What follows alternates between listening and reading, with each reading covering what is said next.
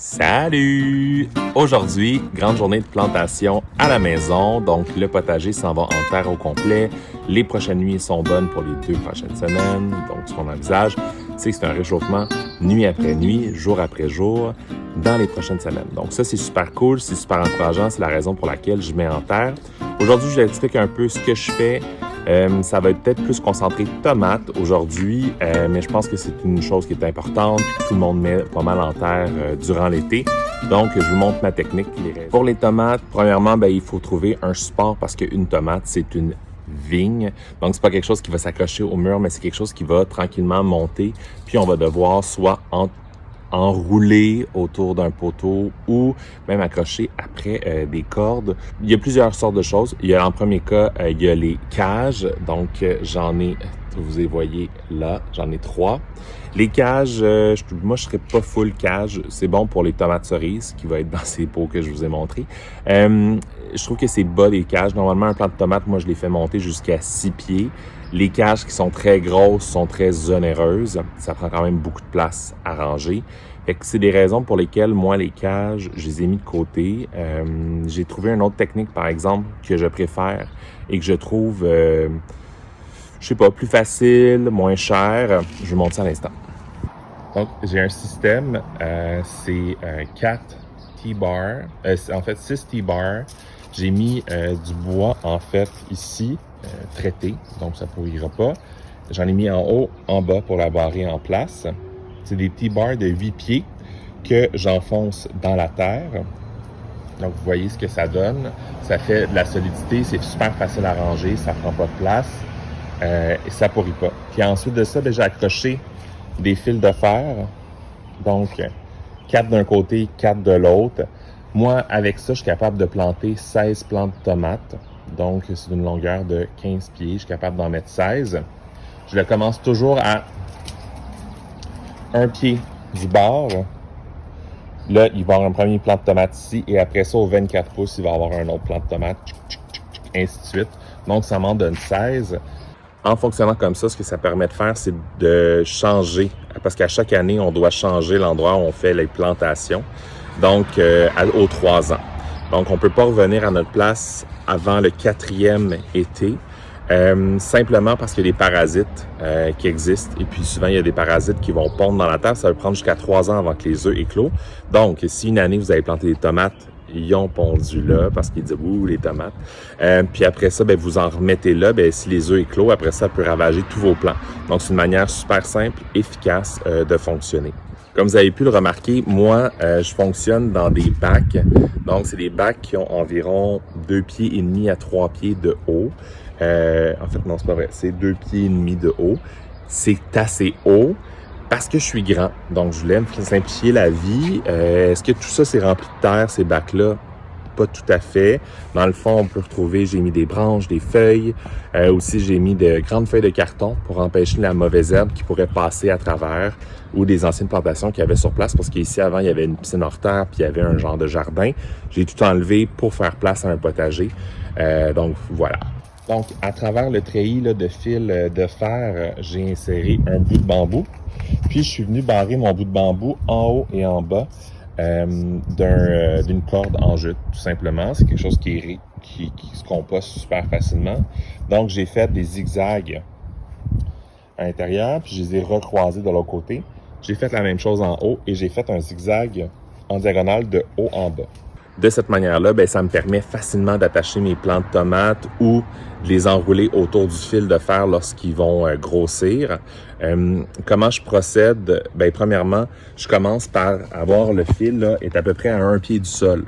Parce que le premier pied, je vais pas, il n'y a aucune gourmande que je vais accepter. Je vais vouloir avoir un pied qui est net, qui a rien à l'intérieur.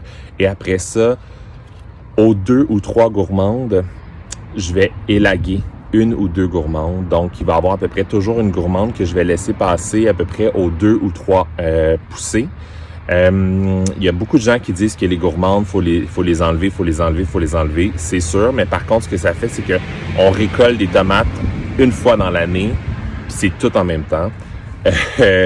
Donc là, il faut faire de la sauce, on n'a pas le choix. Donc si vous avez un potager que vous plantez juste de la San Marzano pour de la sauce, c'est une bonne technique. Moi, par contre, des tomates, j'aime ça en manger toute l'année. Donc, je m'assure d'en avoir à des moments très spécifiques dans l'année. Donc, j'en veux au mois de juillet. Donc, c'est à peu près là que ça va commencer.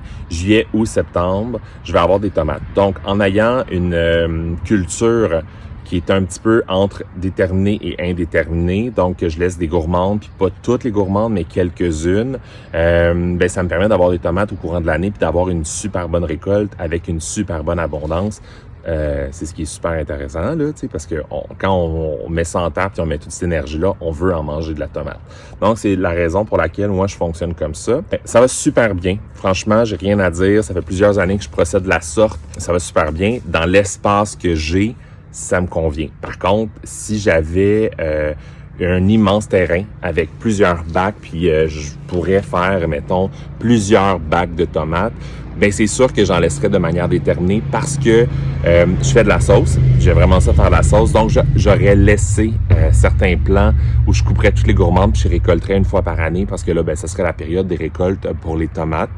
Mais dans la situation actuelle où j'ai pas cet espace-là, fonctionner de la sorte, je crois que c'est la meilleure des techniques et la meilleure des manières. OK, je vous montre comment je plante des plants. Vous allez voir, des plants de tomates. Vous allez voir, c'est super simple, c'est vraiment pas compliqué. Puis moi, c'est une technique que je trouve les plus efficaces parce que j'essaie de faire de la culture en permaculture. Donc, la permaculture, c'est beaucoup dans le respect du sol. Donc, il n'y a pas d'engrais chimiques. C'est tous des engrais biologiques. Vous avez peut-être vu ma capsule un peu tantôt dans les derniers hier sur les pissenlits où je parlais du purin de pissenlit, du purin d'ortie, tout ça. Donc, c'est vraiment dans le respect le plus possible de l'environnement. On peut appeler ça de la culture biologique la permaculture. Puis c'est aussi une méthode où on a tendance à mettre le plus de stock possible dans un espace restreint.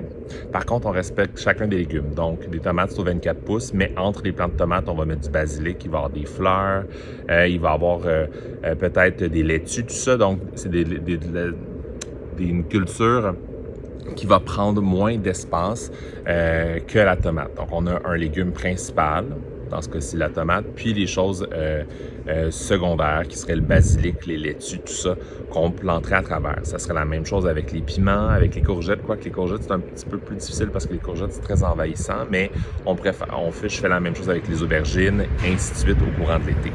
Donc, première chose, on plante. Dans le respect de la permaculture, ce que ça veut dire, c'est qu'on ne creuse pas beaucoup. À chaque année, quand je défais mon potager, donc à l'automne, je ne vais pas venir rien déraciner, rien arracher. Je viens simplement couper les tiges et puis je laisse la terre.